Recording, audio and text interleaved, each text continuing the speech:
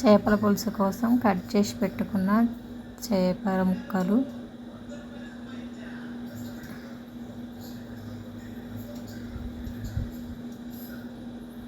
పచ్చిమిర్చి, చింతపండు రసం, ఆనియన్, ప్యాన్ పెట్టి ఆయిల్ వేసుకొని ఆనియన్ పచ్చిమిర్చి వేసుకొని కలుపుకోవాలి.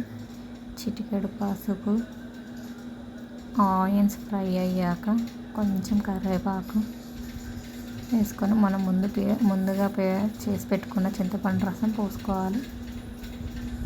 ఇది కొంచెం చిక్కగా ఉంది కాబట్టి కొన్ని వాటర్ యాడ్ చేసుకోవాలి. టేస్ట్కి సరిపడా సాల్ట్, టేస్ట్కి సరిపడా కారం వేసి కలుపుకోవాలి. ఇప్పుడు ఇది మరిగేంత వరకు జీలకర్ర, వెల్లుల్లి వేసుకొని ఇలా దంచుకోవాలి. చూడండి, ఇది రసం మరిగింది, చింతపండు రసం. దీంట్లోకి ఇప్పుడు చేప ముక్కలు వేసుకోవాలి. గరం మసాలా వేసి స్టవ్ ఆఫ్ చేసుకోవాలి.